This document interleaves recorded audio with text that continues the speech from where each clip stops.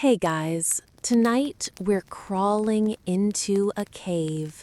Not just any cave, but the one where shadows dance on stone walls, your ankles are chained to a rock, and someone behind you is putting on a puppet show you mistake for truth. This is not the plot of a sci-fi film. It's older, deeper, stranger, and you probably won't survive this idea without an existential cramp. So, before you get comfortable, take a moment to like the video and subscribe, but only if you genuinely enjoy what I do here. And if you're still awake enough to type, let me know in the comments what time it is where you are and which city you're listening from. Now, dim the lights, maybe turn on a fan for that soft background hum, and let's ease into tonight's journey together. You're cold. The stone beneath you is rough, maybe damp. You've been here for so long, you don't remember walking in. In fact, you're not sure you ever did. Your legs feel heavy, not metaphorically, actually heavy, shackled. You lift your chin, and all you see is a flickering shadow of a bird. But is it a bird, or just someone holding up a cutout behind you? You wouldn't know. You've never turned around. You can't. This is Plato's cave. In his Republic, written around 380 BCE, Plato didn't offer this as mere imagery. It was a warning that most of what we take as truth is shadows, light bounced off things, signs of signs. You don't perceive reality, said Plato. You perceive a performance. Behind you, the real world burns bright with actual objects and firelight, but you, like most, accept the shadows on the wall. It's easier, safer, less rude than questioning your whole life because, surprise, your understanding of a tree might just be a second-hand silhouette. Imagine watching TV every day, and then someone tells you the entire cast doesn't actually live inside the screen. A bit like that, but more Greek. And supposed one day you're dragged out. Your eyes hurt. The real sun is too much. You don't recognize anything. You're told this is what was always real. But you still think fondly of the shadows. That's how deep illusion goes. Historians still argue whether Plato meant this as a literal cosmology, or more a philosophical critique of public life in Athens, where truth was often distorted by rhetoric, politics, and the world's earliest group chats, also known as forums. Here's the kicker. Plato claimed that even if you returned to the cave and tried to free the others, they'd fight you. They'd want to leave. People don't want truth if it ruins their cozy lie. Kind of like when you tell someone their favorite reality show is scripted, and suddenly you're the villain. One lesser-known fringe theory: some believe the cave wasn't just allegory. It reflected the setup of real mystery schools or rituals. You'd be blindfolded, symbolically imprisoned, then awakened. Ancient VR without the headset. Spooky? Maybe. But what's spookier is that it worked. Your brain doesn't need much to think something is real. A flicker, a voice, a shape, and boom, belief. Meanwhile, a philosopher whispers near your ear. You're not seeing the real world, he says, only the shadows. You blink. You glance at your phone. Is that real? Or just pixels and backlight shadows too? You stretch your legs. The shackles clink. The wall flickers again. A horse this time, or maybe a fish. You're not sure. What matters is you never saw the real one. You only saw its echo. Plato had a name for this echo world, the realm of appearances. And above it, somewhere, was the realm of forms, perfect, unchanging, and utterly unavailable to your senses. The real chair, for example, wasn't any chair you've sat on. It was the idea of chairness. Every actual chair was just a cheap, squeaky knockoff. This is where things start to feel suspiciously like early Matrix talk. A world built on false images, a deeper truth hidden from most, a painful awakening, and a society that punishes those who try to unplug you. Of course, Plato didn't have the internet, or sunglasses, or Keanu Reeves, but the vibe? Almost identical. As you sit there, still shackled in this flickering cavern, one more question bubbles up. If all you've ever known are shadows, would you even want to see the real thing? Or would you rather keep your seat, keep your shadows, and whisper to yourself that this must be real, because it feels real?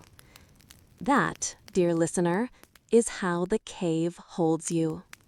And tonight, you're still sitting in it. You tug a little at the imaginary shackles on your ankles, still thinking about that cave.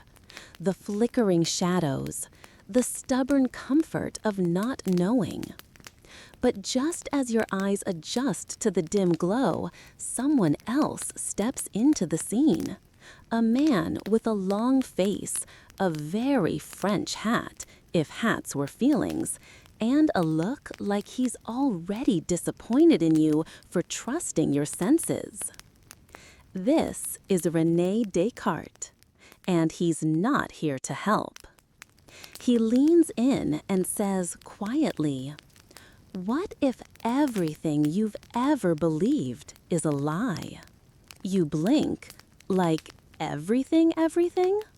He nods grimly. You try to remember your morning. Toast, coffee, socks, the texture of the mug in your hand. You were there, right? Except Descartes would ask, how do you know?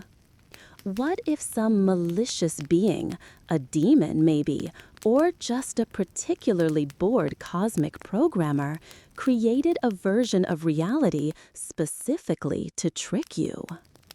Welcome to the evil genius hypothesis. Descartes came up with it in the 17th century while trying to strip away all assumptions. He wasn't trying to ruin your peace. He just wanted to find something, anything, that couldn't be doubted. So he doubted everything.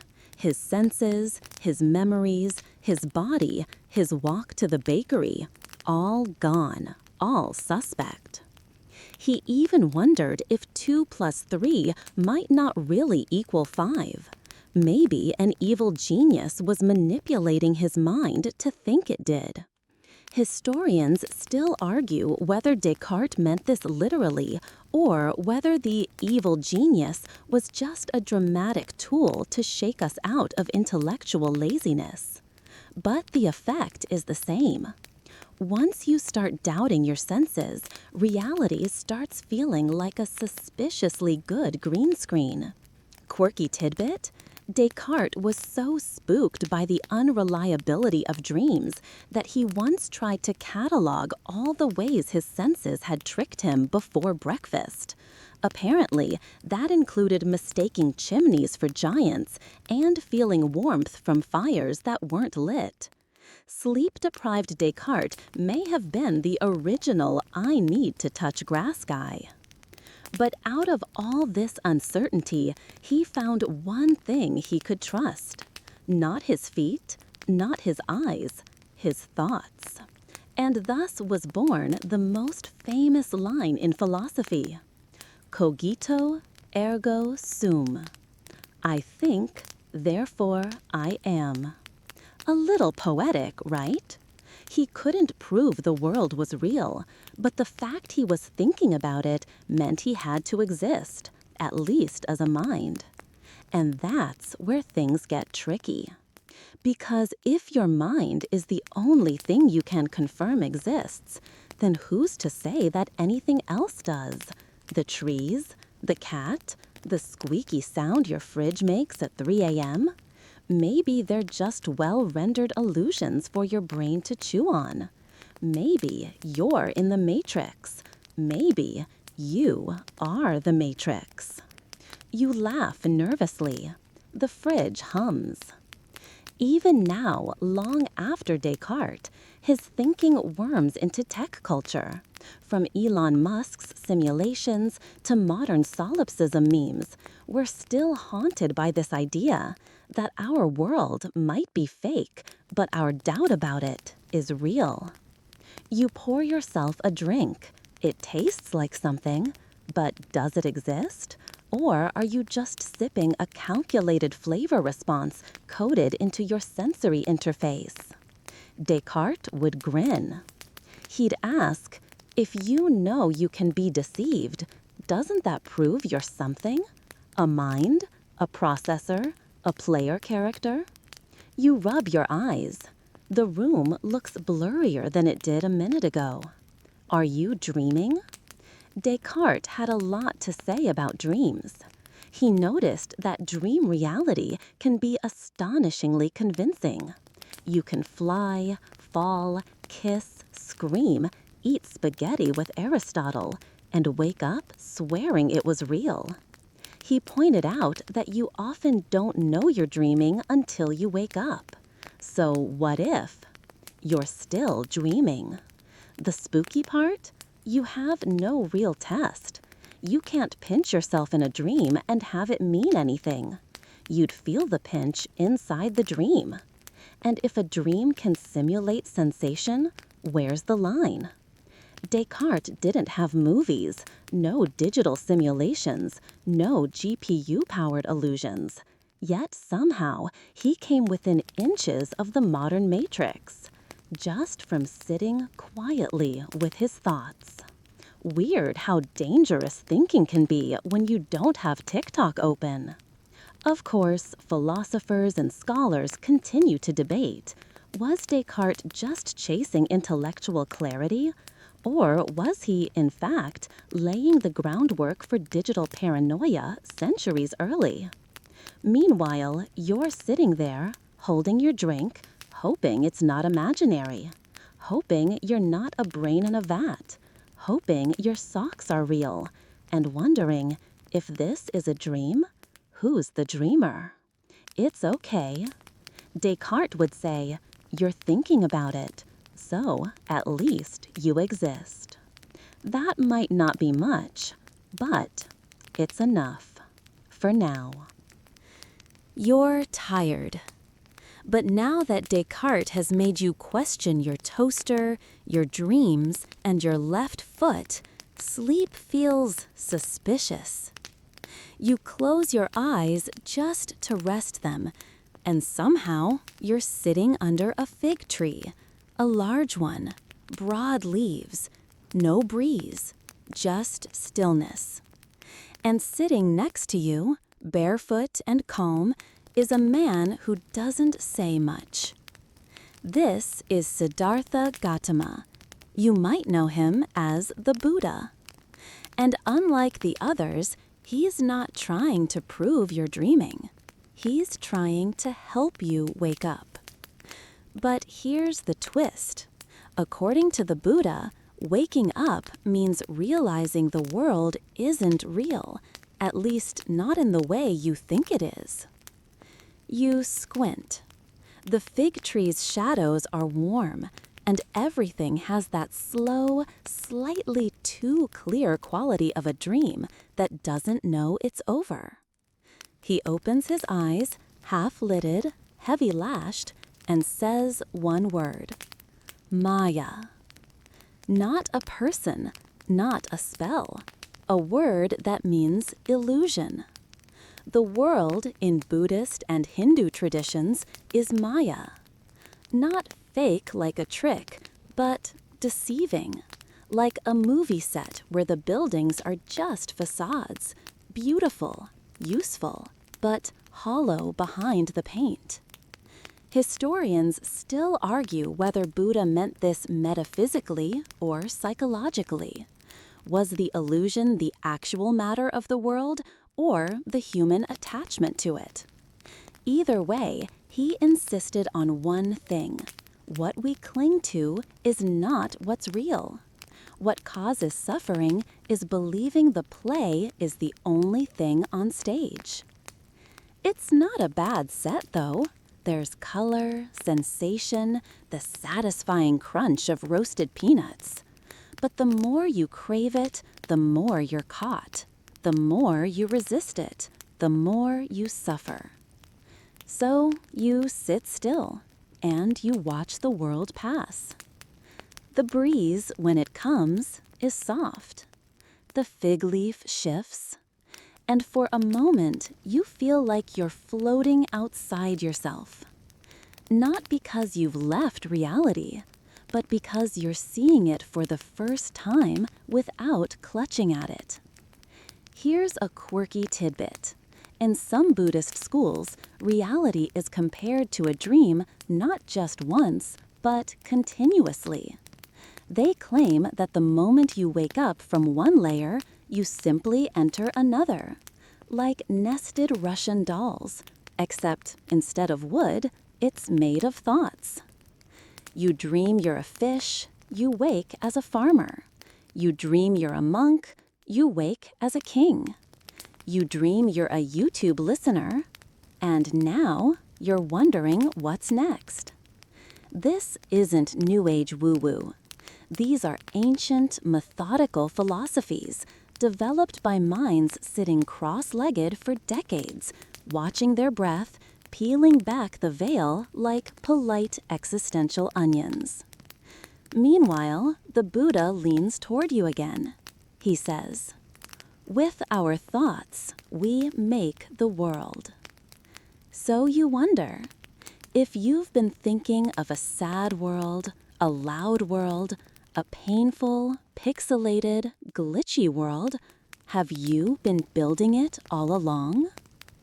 The camera pans out. You're still under the tree. You never left. You think about Descartes, who doubted, and Plato, who watched shadows. But the Buddha?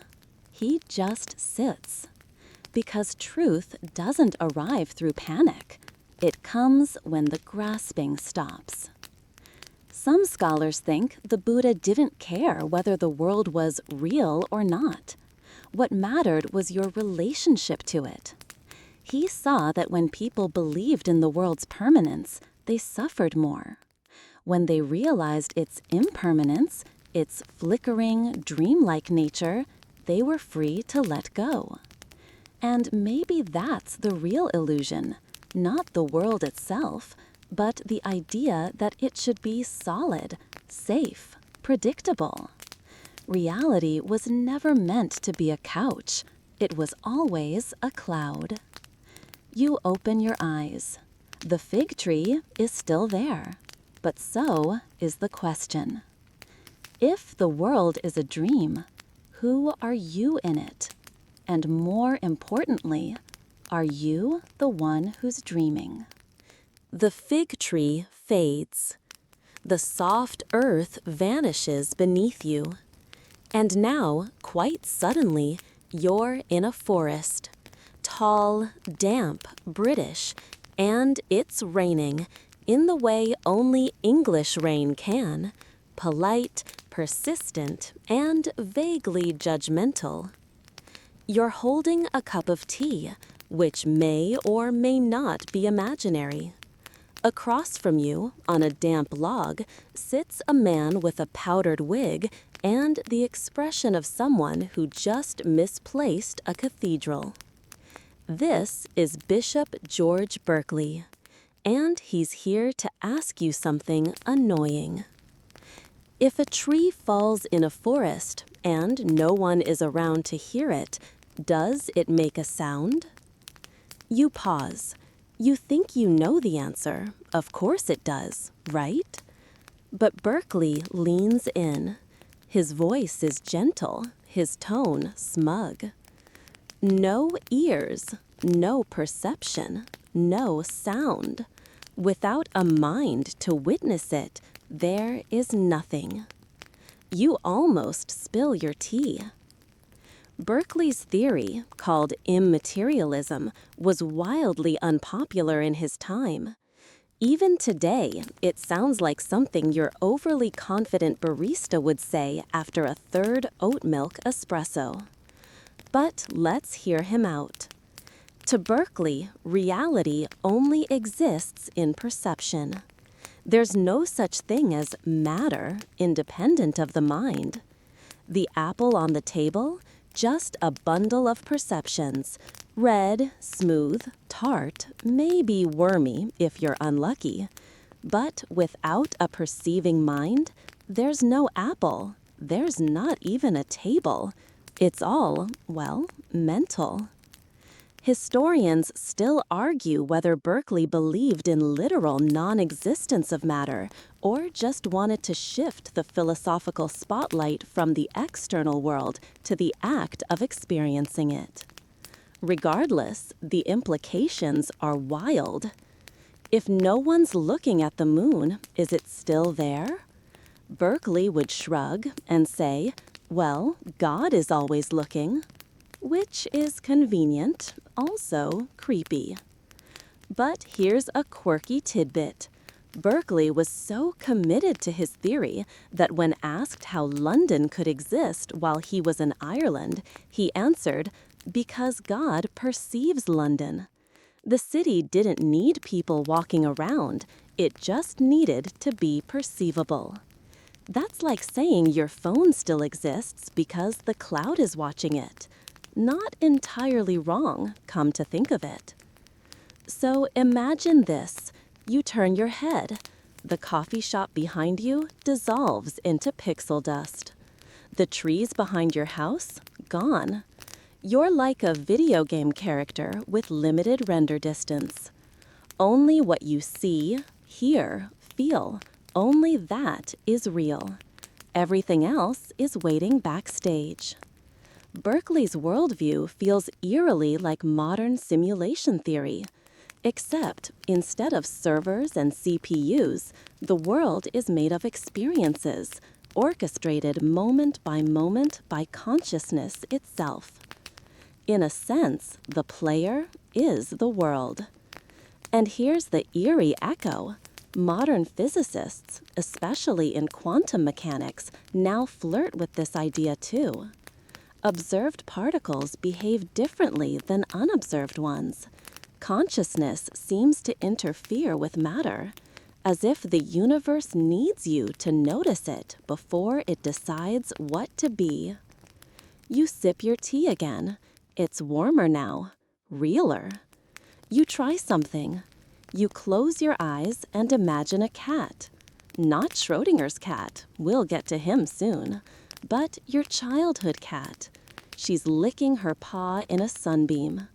You swear you can feel the warmth, hear the tiny lapping sound, even smell the dust in the room.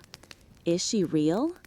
In this moment, Berkeley might say yes, because you perceive her. This isn't licensed to deny physical consequences.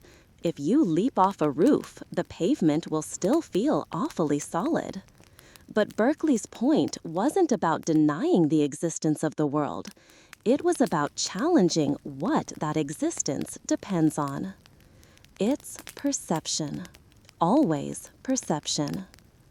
The philosophers at the time mocked him. Samuel Johnson famously kicked a stone and shouted, "I refute it thus." But even that, said Berkeley, required perception.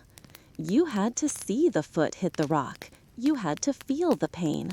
The world, again, was something lived, not something proven. So here you are, dripping in a theoretical forest, listening to rain that only exists because you're listening. You stare at the trees just to keep them real. You whisper, half joking, "Don't go anywhere." They rustle, a leaf falls. It knows you're there. And then you wonder, when you sleep, where do they go? Does the world keep spinning without your eyes? Or does someone or something keep the rendering going while you rest? And just before the rain fades into static, just before your thoughts melt into that soft cotton haze of sleep, Berkeley raises his teacup and smiles. To be is to be perceived. You leave the forest. Or perhaps, more accurately, you blink and the forest ceases to be rendered. It's replaced by a long, empty corridor. No doors, no windows, just silence so thick it wraps around your bones like fog. You hear nothing, but you feel something. Like the air itself is watching you. Down the corridor, there's a man leaning against a wall.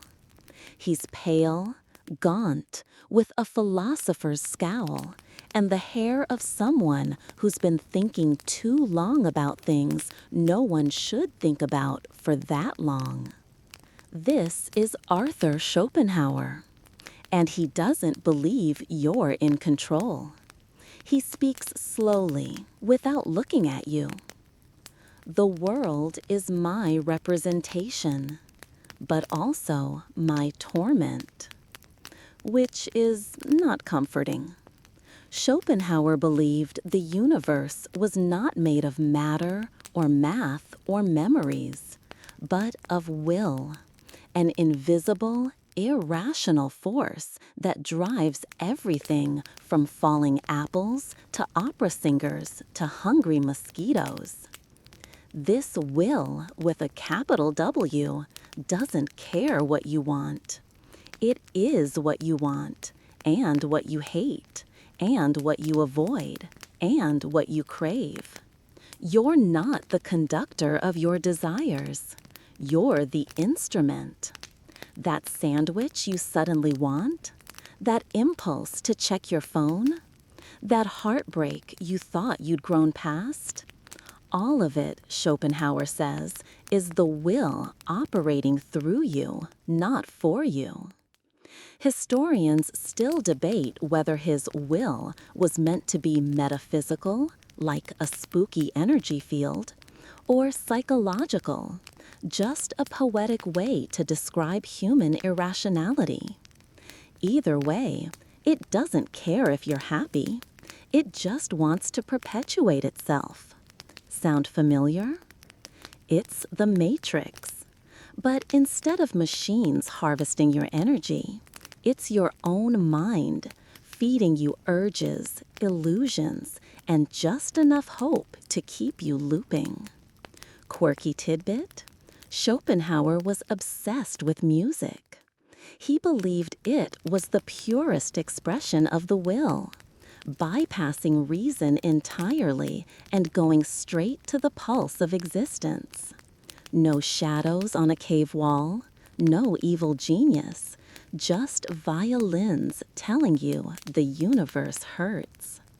You keep walking down the corridor. It stretches, it pulses. It feels like something's waiting at the end, but you don't know what. And maybe that's the point.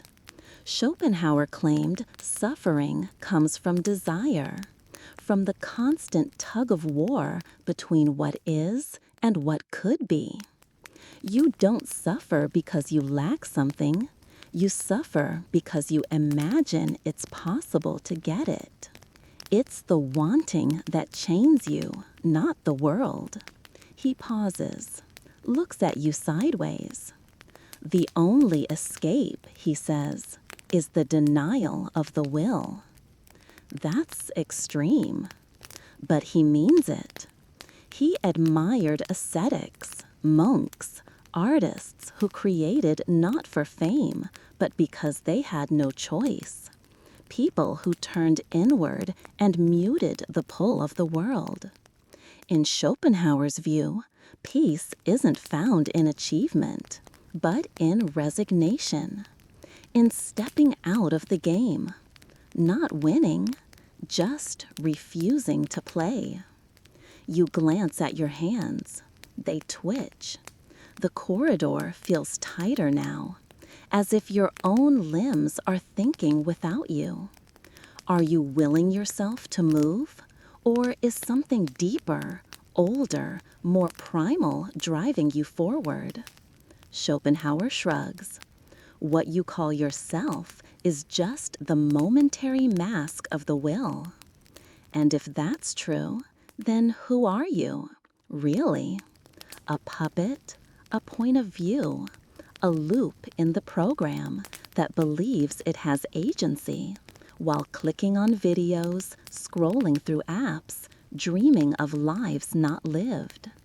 You wonder, what if your search for meaning is just the will's way of keeping you busy? You sit down. The corridor hums. The silence grows heavier. And then, strangely, you feel calm. Because maybe knowing you're not in control means you can let go. Maybe the point isn't to escape the matrix, but to watch it. To observe the impulses without acting on all of them. To find stillness inside the storm of longing. Schopenhauer, still leaning against that eternal wall, nods slowly. The will may never stop, but you don't have to chase it. Not tonight. The corridor unspools behind you like a ribbon getting erased. In its place, you find yourself standing beneath the vault of the night sky, but not as you know it. This isn't a soft camping trip sky with familiar constellations and a moon that knows its place. No, this is the sky the ancients saw, violent with stars, deeper than imagination, and so mathematically crowded it feels like a cheat code. Around you are stone tablets, brass instruments, bearded men scribbling with quills and muttering things like celestial spheres and epicycles. You've wandered into the Renaissance, and reality is under revision. They don't know they're programming the Matrix, but in a way, they are. You approach one of them, Giordano Bruno, perhaps, or maybe Kepler, who heard music in the planetary orbits, or even Pythagoras, who was here long before them, but still somehow always around, like that one coworker who keeps showing up in other departments. They're all obsessed with mathematics, but not just as a tool, as a reality. To these thinkers, the world isn't like numbers. It is numbers, patterns, ratios, harmonics. Historians still argue whether they saw math as the language of the gods or as the structure of the world itself. But here's the spooky part. When they mapped the stars behaved. When they drew triangles showed up in nature.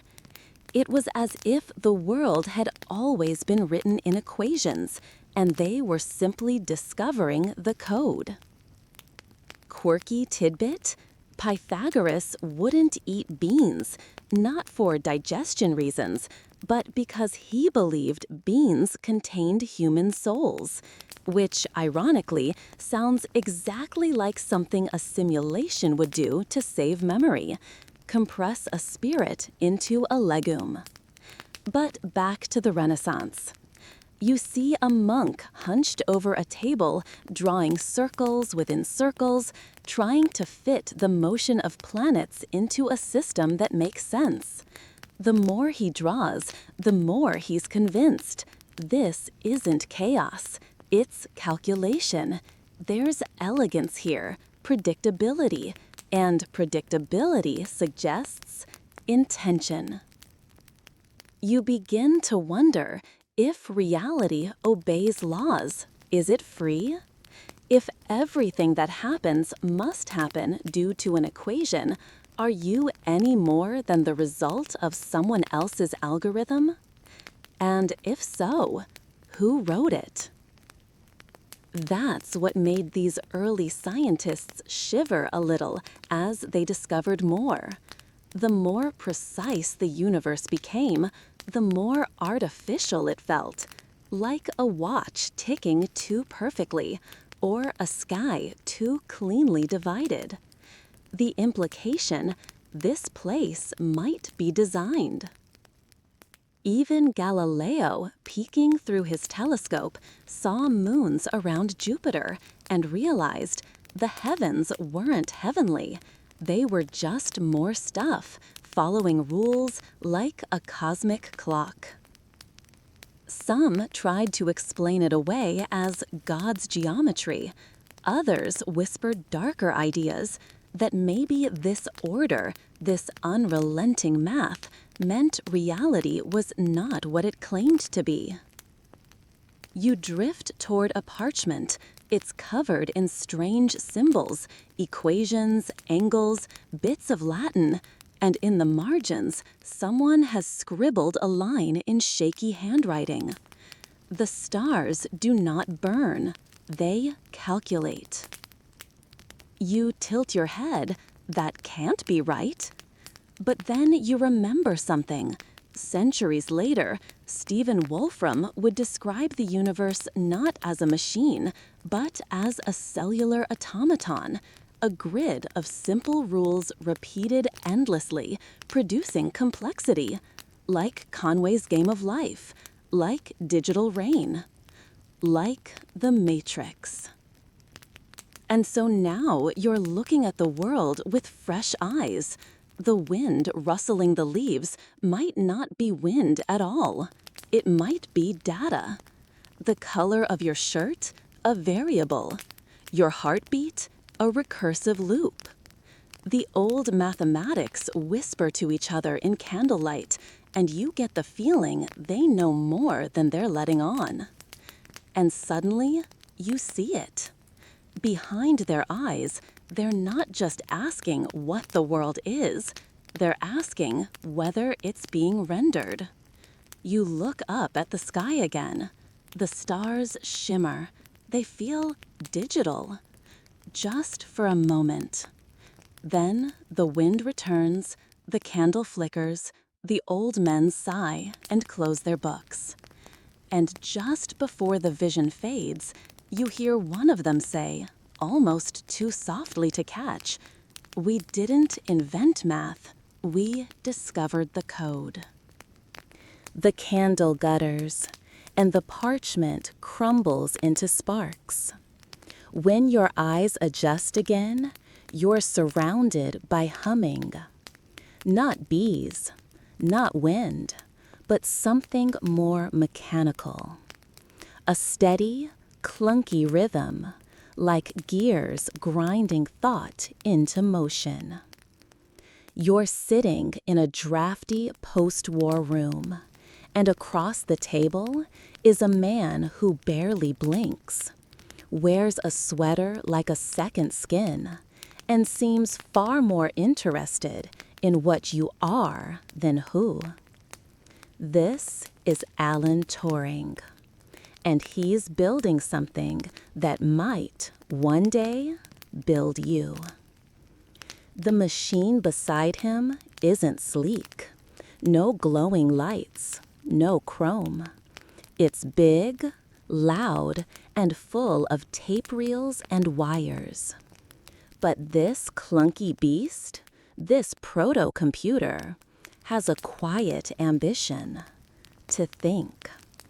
and perhaps more unsettlingly, to pretend. Turing isn't interested in firelight illusions or ancient metaphysics. He wants to know, if a machine can imitate a human well enough, is it really thinking? Or are you just a very complicated machine? Historians still argue over the purpose of the Turing test. Was it meant as a genuine test of intelligence? A philosophical prank? A blueprint for nightmare scenarios? But the core question has teeth. If you can't tell the difference between a simulation of thought and the real thing, does the difference even matter? Quirky tidbit. Turing once proposed that a computer could eventually write music indistinguishable from a human composer. He called it mechanical creativity. It sounded absurd then. Today, your phone probably writes better melodies than Bach on a Tuesday. You walk over to the machine. It's whispering in logic gates. Every blink of light, every whir of tape feels like a thought in mid-hatch. Not a thought about anything, but thought itself. Cold, patterned, emotionless, efficient. Turing notices your stare. We are not so different, you and I, he says. Input, process, output. You open your mouth to protest, but then you remember. Your day was just a sequence of triggers. Alarm, coffee, scroll, reply, click, speak, regret, repeat. Like code, like a program. You wonder, what if your brain is a machine? A wet, squishy one, sure, but still rule-bound. Neurons firing not from will, but from chemistry. Dopamine and serotonin like electrical signals. Habits like subroutines. Trauma like corrupted files. Are your choices really choices? Or are they just pre-written conditions reacting to inputs you didn't choose? You shift in your seat. Turing doesn't smile. He rarely does. Instead, he gestures to the machine. The moment a machine becomes indistinguishable from a mind, we must ask if the mind was ever more than a machine. You stare at the blinking lights.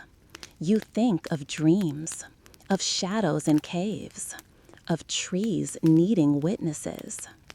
And now you wonder if your own mind is the simulation, an elaborate illusion of agency spun by neurons desperate to tell a coherent story. It's not a question of whether computers can be human.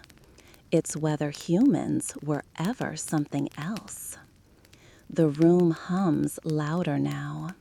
Somewhere outside, a computer finishes a chess game against itself. You ask Turing, but if I'm just a machine, who's running me? He raises an eyebrow.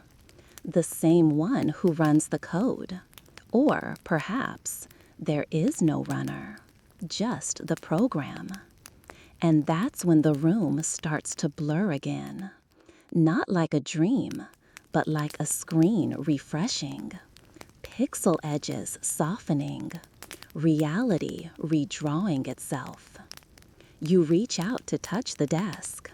It feels solid, but only just. The hum becomes a question. The question becomes a pattern, and the pattern becomes you. You blink. But instead of returning to something familiar, a tree, a corridor, a candlelit library, you're suddenly nowhere. Or rather, everywhere, all at once. Around you, the universe behaves badly. A particle vanishes when you look away. A photon chooses to be a wave on Wednesdays. Two entangled electrons exchange gossip faster than the speed of light. This is the quantum realm, and it does not care about your need for consistency. You drift weightlessly through the fuzz. The ground doesn't exist, and neither does up or down.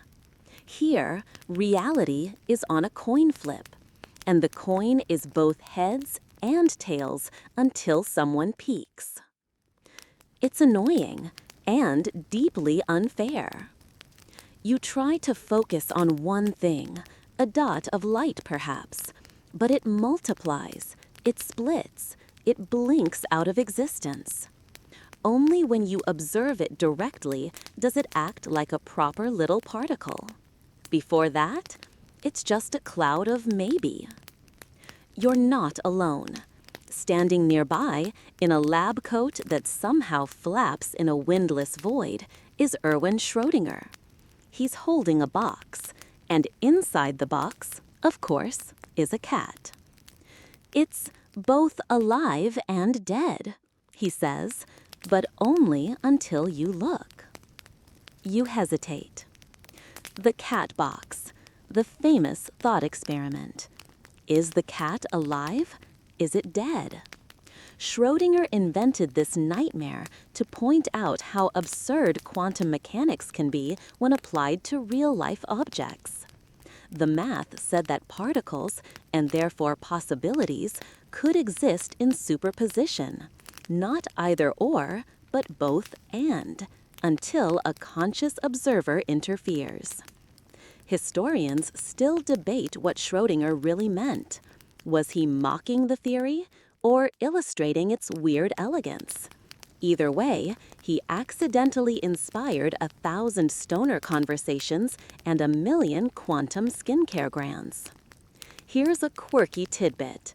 In the original setup, the cat's fate is tied to a radioactive atom, a Geiger counter, and a vial of poison. It's the most German science problem imaginable, rigorous, morbid, and somehow involving a cat. But let's leave the cat for now. Let's look at the implication. If something doesn't decide what it is until it's observed, then what about you? Are you real only because you're being watched? Modern physicists have wrestled with this. The observer effect suggests that simply measuring or observing a quantum system changes it. Not by touching it, not by poking it, just by looking. It's like walking into a kitchen and your toast only exists when you enter the room. Or worse, your memories only exist because you're thinking about them now. What about when you're asleep? Unconscious? Not looking? It starts to feel less like science and more like stagecraft. Like the universe is backstage, quickly repainting the sets before you enter the next room. You recall Berkeley, who insisted the tree doesn't fall unless someone hears it. But now it's not philosophy, it's physics. Reality might literally need an audience. So you start watching closely. You narrow your focus. You try to catch the simulation in the act. But it's smart, too smart. Every time you look, it behaves.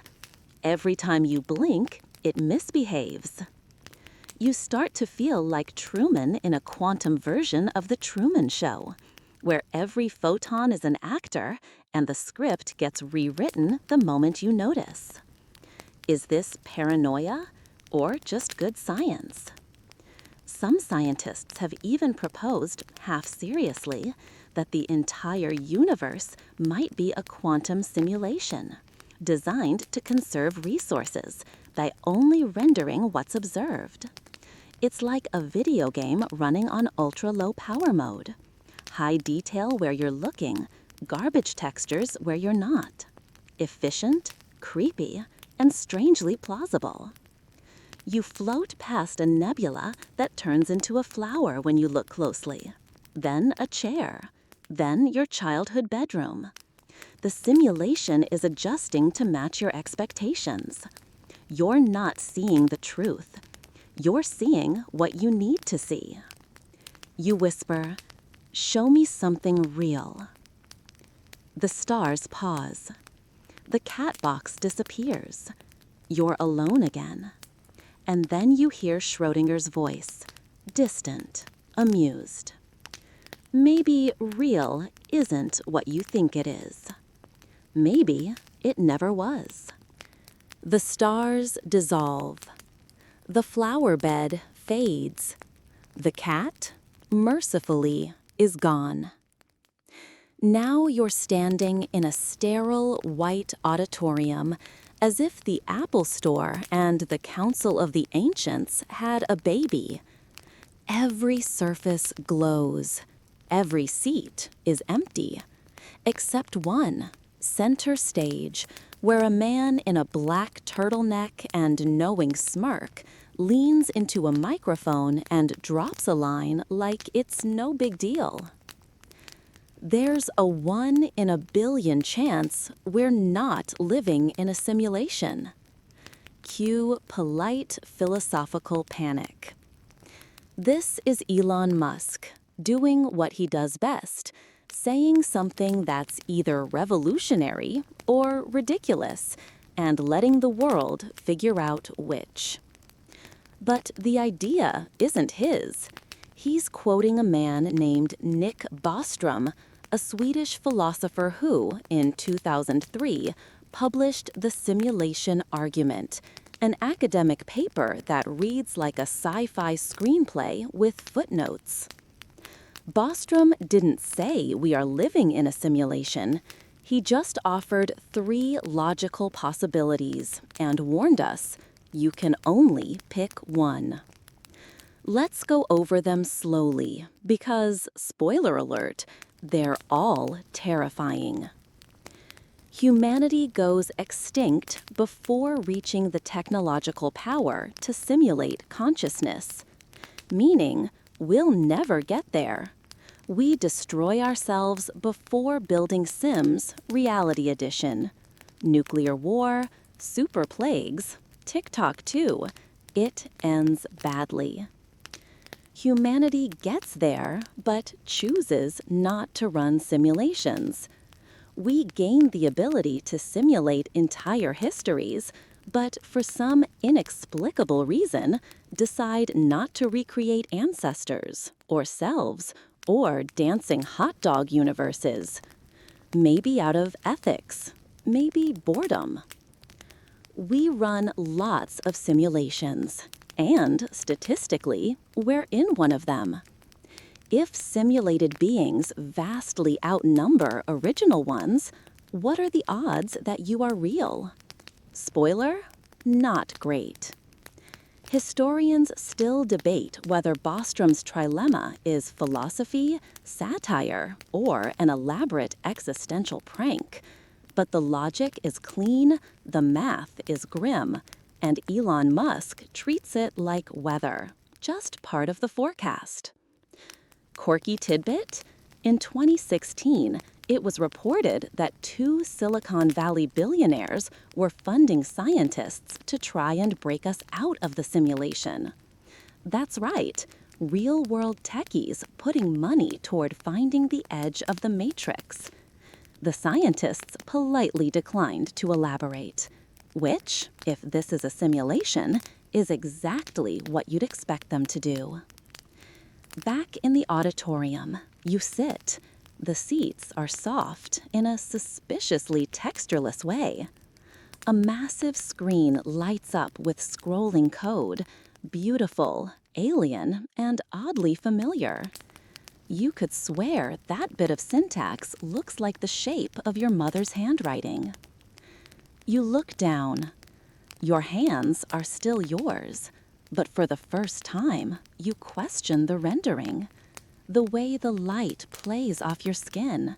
The way your thoughts arrive so smoothly. Are you really thinking them? Or are you just the result of good programming? You shift.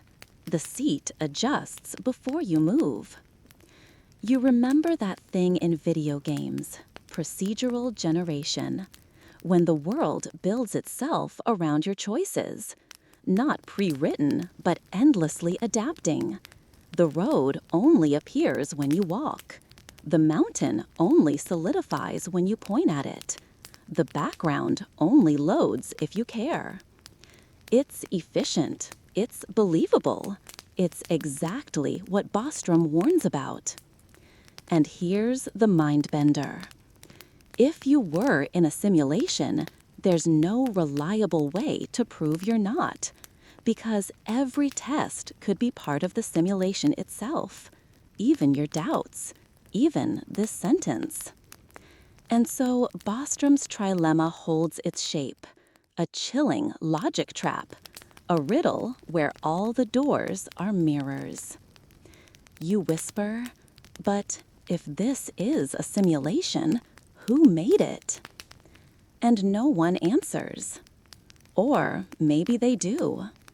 Maybe the answer is coded in the way the wind pauses between gusts, in the slight delay before déjà vu, in the way your dreams know things you don't remember learning.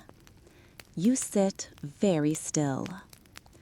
Not because you're afraid, but suddenly you don't want to disturb the program. You don't move. You don't blink. The screen goes dark. A second later, you're somewhere completely different, yet frustratingly familiar. There's incense in the air. Heavy books line the walls.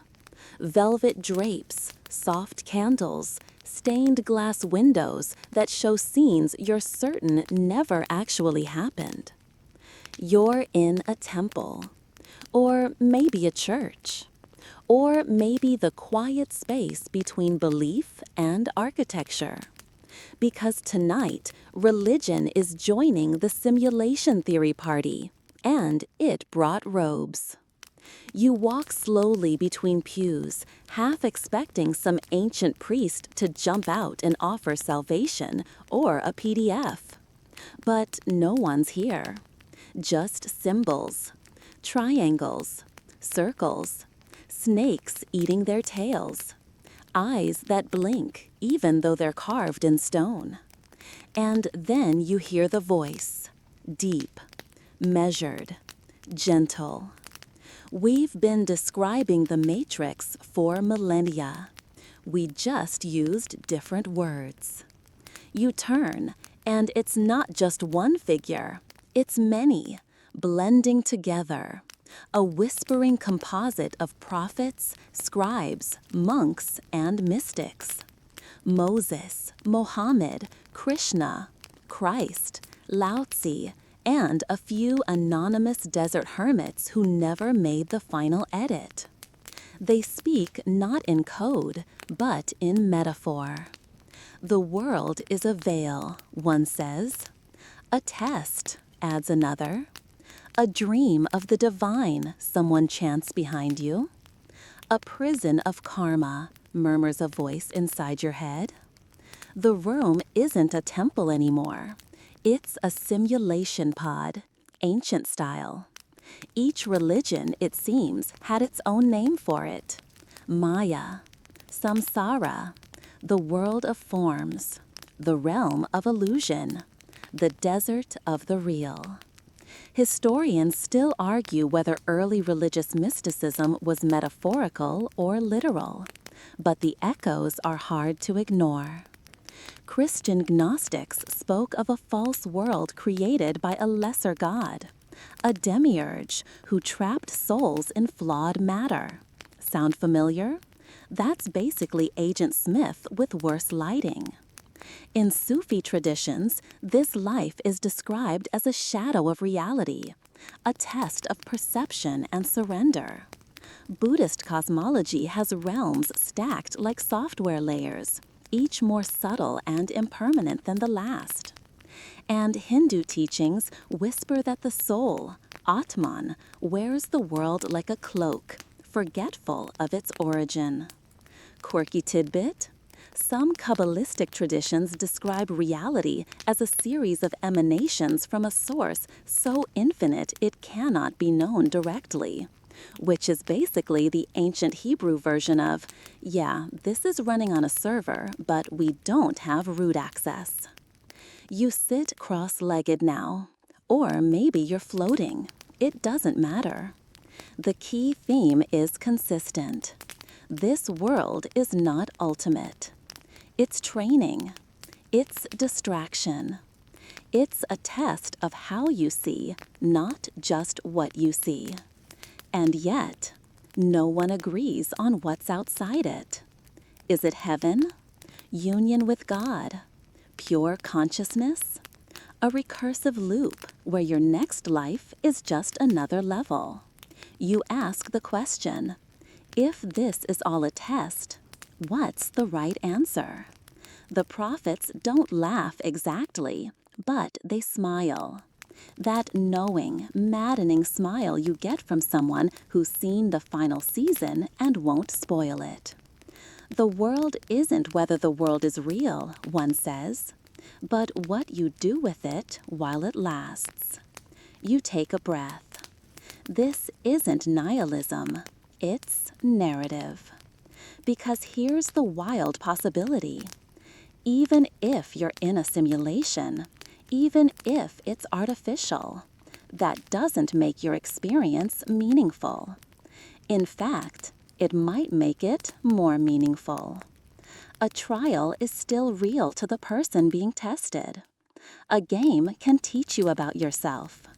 A simulation can grow a soul. You stand again. The temple pulses with light. And as you exit, one final whisper chases you down the aisle. Whether or not the world is fake, your choices are real. You step out of the temple, or church, or shimmering metaphor. It's hard to say anymore. You step into what feels like fresh air, only to realize there's no wind, only silence and stars, a perfect grid of them. Above you, the sky looks too clean. The constellations too neat, like someone hand-placed them with careful tweezers. You tilt your head, trying to catch the glitch, the blur at the edge of the screen. But nothing breaks, nothing cracks, nothing admits it's fake. So you do the one thing left. You remember. Not just what you saw, but what you felt.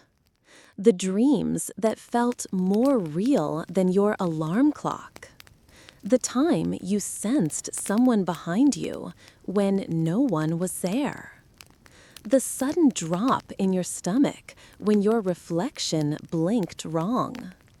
That memory of a thing that never happened, and yet you swear it did. This is the realm of consciousness glitches, the ones no philosopher can fully explain. The moments when your brain stutters and the world hiccups. The déjà vus, the false awakenings, the dreams within dreams. You lie down on a surface that doesn't seem to exist and close your eyes, only to find another pair open, inside you, looking outward. Somewhere in that recursive darkness is lucid dreaming, the moment you realize you're dreaming while inside the dream. And for a flicker of time, you become the author and the character. You can fly, rearrange mountains, talk to your childhood dog, fall in love with a cloud. But always, always, something tries to pull you back, to remind you that control was never yours to keep. Lucid dreams are the closest thing we have to hacking reality without breaking the law. And people have trained for centuries, Tibetan monks, lucid dreamers, night watch shamans, to navigate that half-awake, half-god state. Historians still argue whether lucid dreams are purely neurological oddities or tiny windows into alternate realities, testbeds, simulations inside simulations, or perhaps the true world bleeding through the cracks of this one. Quirky tidbit? In certain dream yoga traditions, there are reports, repeated and eerily similar, of people waking up in identical rooms they've never seen before. Same floor, same bed, same clock that ticks backwards. These aren't dreams, they say. These are returns. You shift slightly. You're not lying down anymore. You're floating through half-built landscapes, scenes from your life. They rise, blur, dissolve. Your third-grade classroom, your first apartment, that night you felt so sure something was watching from the window. A hallway stretches ahead, made of moments. Your first kiss, a dentist's chair, the smell of birthday candles, the look someone gave you just before they left. All playing again and again like dream fragments caught in a washing machine. You reach out, the hallway glitches, repeats, flickers, and then a moment of stillness. You ask the air, if I'm dreaming, where's the real me? And the simulation answers with a shrug. Or maybe your mind does, because that's the hardest part.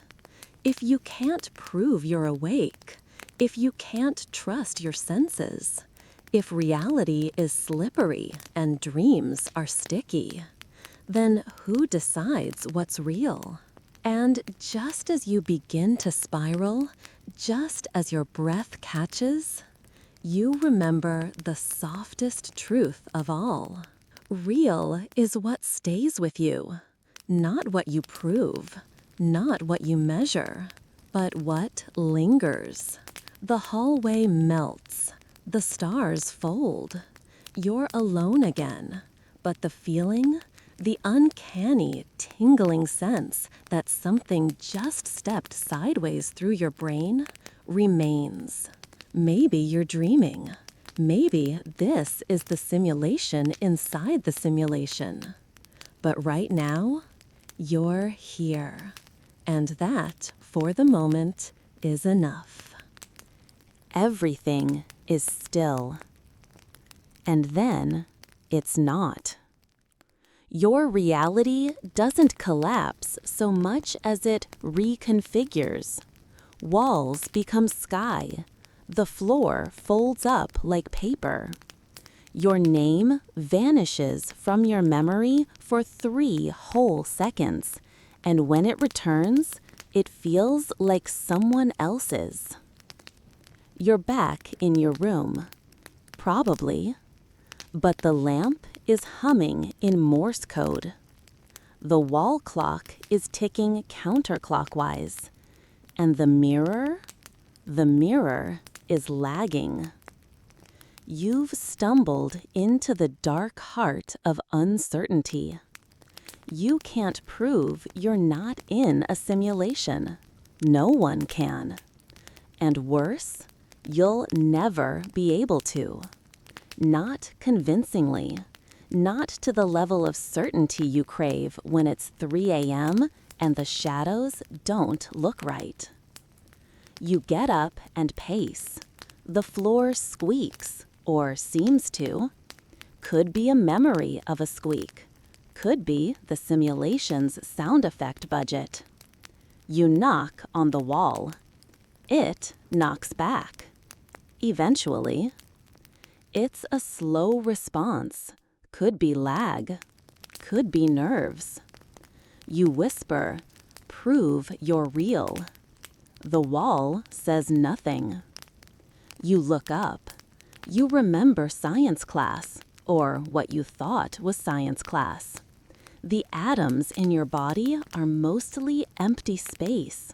Your hands, those reliable snack-holding hands, are just energy clouds politely pretending to be solid. You were never real in the way you imagined, just a swarm of probabilities arranged to look like a person. Historians still argue about the implications of unfalsifiability, the idea that some claims can't be disproven. And simulation theory? It sits right at the edge of that cliff. You can't find a glitch and say, "Aha," because if the simulation is advanced enough, even the glitches are part of the script. Quirky tidbit? Some researchers have proposed that if we're in a simulation, there might be detectable limits to particle energy or pixel-like structures in space-time. But if we haven't found them, maybe we're not meant to. Or maybe the simulation just patched itself. You open your laptop. You Google how to escape the simulation. Nothing helpful. A few memes, a Reddit thread that ends in ellipses. The screen flickers. You reach for your mug, and it's hot, burning. That's real, right? But pain can be simulated. So can taste. Even nostalgia. So what's left? You stare at the reflection in your screen. It stares back, slightly offbeat. And then comes the true horror. Not that you're being tricked, but that you'll never know for sure. You could live your entire life inside a well-designed illusion and be perfectly happy.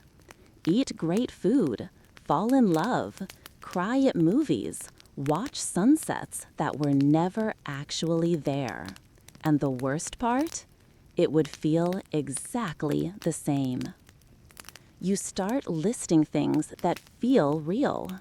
Your breath, your regrets, the way music makes your chest tighten, the chill of old grief, the heat of a laugh you didn't expect. These don't prove anything. They just persist. You're not losing your mind. You're realizing you never owned it fully. Because even the concept of real is wrapped in what you expect real to feel like. And expectations, they can be programmed too. You sit on the edge of the bed. You stare at your feet. They're just standing there, faithfully. And you ask one final, desperate question. If I can't prove I'm real, can I at least choose to act like it? There's no answer. Only the hum of the room, the lamp, the breath of silence, the code, maybe, waiting for your next move. You don't move. Not yet. Because if every action might be simulated, then what does it mean to make a choice? You stare at your hands again. They look like hands. They ache in the cold. One of your fingers has a tiny scar you don't remember getting. That should mean something, shouldn't it? But here's the deeper horror. Even that doubt might be part of the script. Welcome to the hardest hallway of all, the one where you ask, if this is a simulation, does it matter? You wander now, slowly, into a space that looks like a library, but smells like nostalgia. The books don't have titles. The shelves rearrange when you're not looking. You walk past volumes of moments that feel personal, but aren't yours. A table appears. On it, a single sheet of paper. Typed. Clean. One line. Meaning is what you give it. That's not comforting. It's also not wrong. You remember Plato's cave, the chains, the shadows, the firelight dancing on stone. What made that story powerful wasn't the illusion.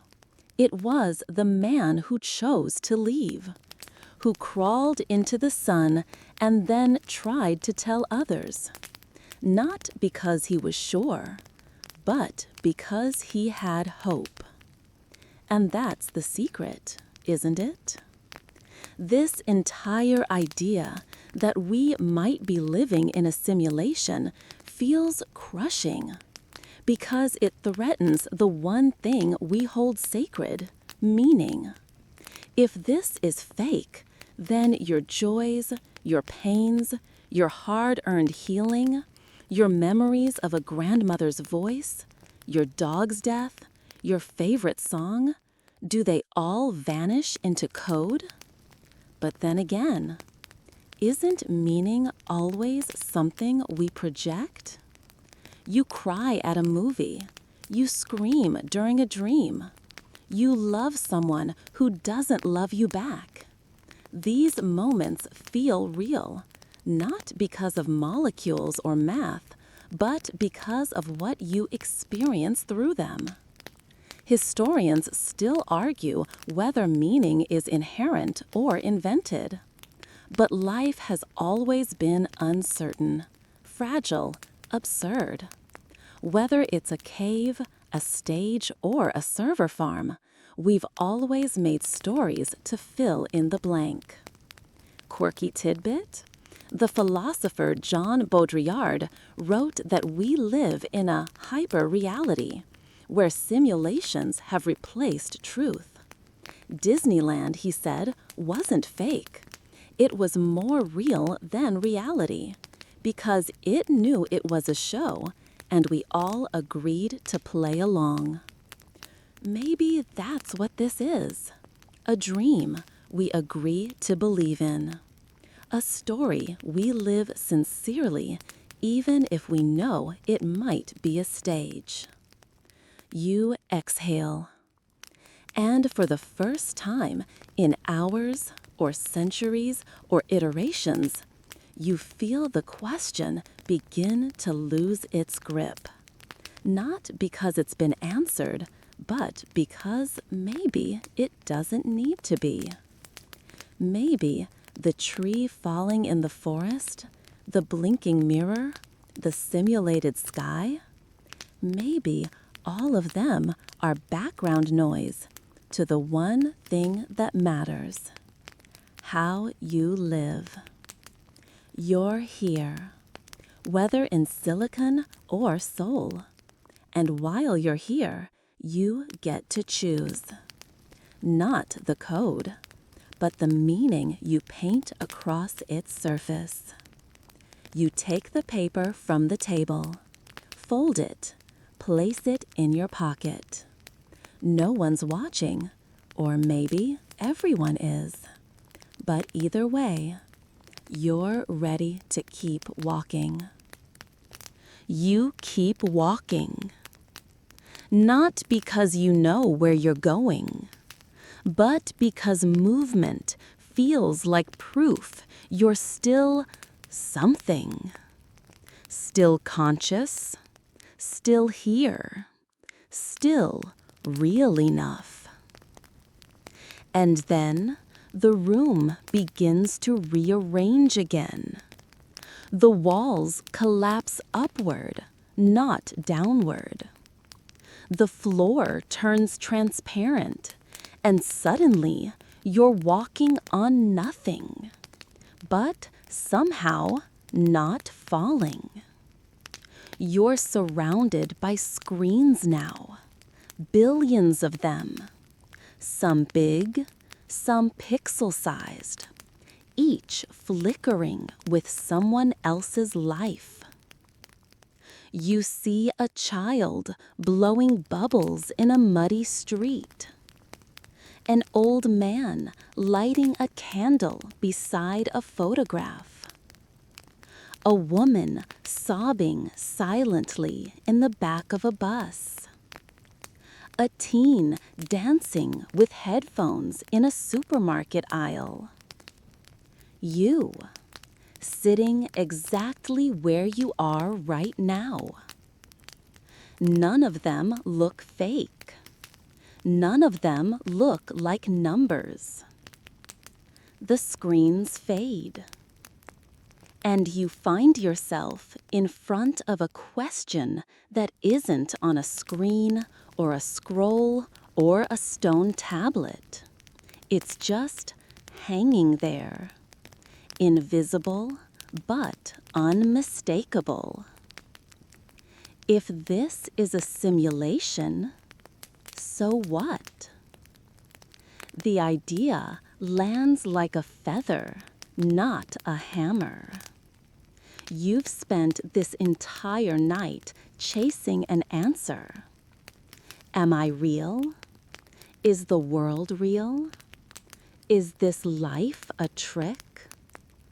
But now you realize maybe the wrong question has been driving you. Maybe the better question is, what will you do with your life, even if it's not real? Because here's the secret the philosophers whispered, and the physicists accidentally confirmed. Experience is still experience.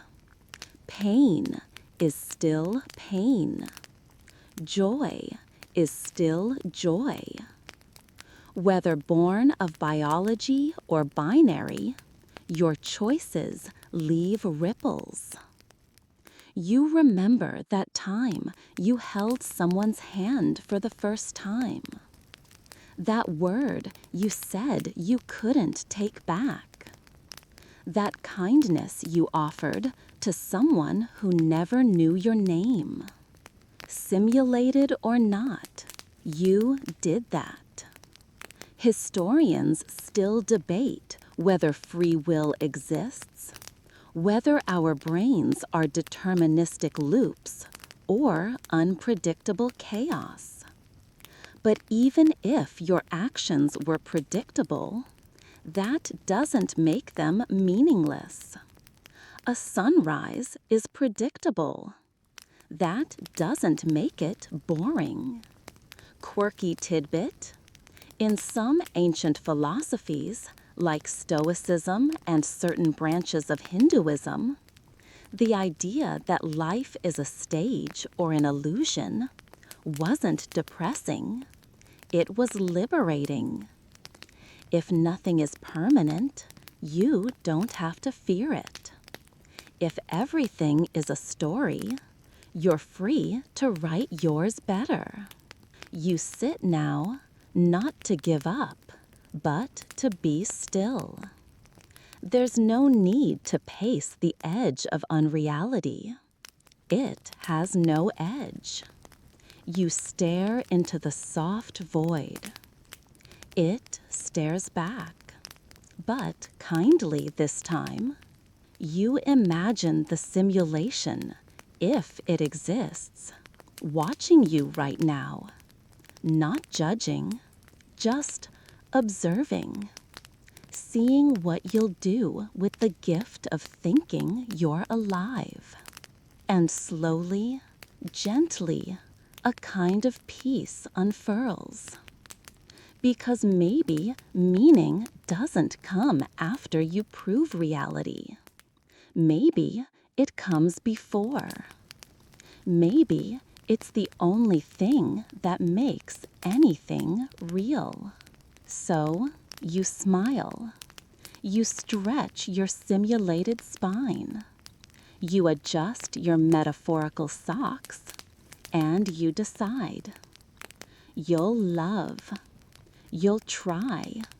You'll fail, forgive, write poems, eat cookies, learn to say, "I was wrong," laugh at something dumb, forgive your parents, stand in the rain, hold someone's hand. You'll live, even if none of it ever happened, even if it all disappears when you close your eyes, because that, perhaps, is the truest rebellion, to live as though it's real, even when you know it might not be. It's quiet now. No more flickering walls. No more voices from philosophers or physicists. No more stars arranging themselves in suspiciously symmetrical patterns. Just you, sitting, breathing. And for the first time tonight, you don't need an answer. You're no longer searching for the glitch. You're not trying to escape the cave or disprove Descartes or outsmart the code. You're just here. The world around you has softened, not blurred, not collapsed, just exhaled. Like maybe it was waiting for you to stop fighting it, to stop poking at its edges and simply sink into its strange rhythm. Because here's the thing you've come to understand quietly over hours of wandering through dreams, ideas, simulations, and doubts. Whether you're made of carbon or code, whether the stars are fire or fractals, whether your choices are yours or simply a pattern played out, you still get to choose what they mean. The truth doesn't have to feel big. Sometimes it just feels soft, like the quiet joy of knowing you made someone smile, or the ache of missing someone long gone, or the moment just before you fall asleep when the world gets blurry and kind. You realize now that this whole journey, Plato's cave, Descartes' mind games, Buddha's silence, Berkeley's perception, Bostrom's trilemma, none of it ever promised escape. What they offered was perspective, and perspective is its own kind of freedom. You lie back. The ground, real or not, feels cool beneath you. The ceiling disappears, or maybe your eyes just drift closed. And in that final space before sleep, you let go of needing to know. You don't need proof anymore. You just need to rest. Because maybe you are in a simulation, maybe not. Maybe the universe is a dream in the mind of a god or a program on a teenager's laptop in a higher dimension. Maybe none of this is real, but you are. You're real in this moment. Real in the weight of your breath, the hum of your thoughts, the stillness you finally earned. And as that thought fades, as the room folds gently into night, you realize you never needed the world to be real. You just needed to believe in yourself inside it. So now, slow everything down. Let the corners of your thoughts soften. Let the edges of your questions dissolve like sugar in warm tea. There's no rush, no urgency. The philosophers have all gone to bed. The Matrix can wait. You've done enough for one night. Your breath is quiet. Your muscles loosen. Even your mind, so busy before, is starting to yawn. Let it. Let the story become a hum. Let the hum become silence. Let the silence become peace. Because whatever this is, dream, simulation, or sweetly unprovable reality, it's okay now. You're safe. You're here. You're enough. And somewhere beyond all this thinking, all this wondering, sleep is coming. Slow, gentle, inevitable. Close your eyes, friend. Let go. We'll figure out the rest in the morning.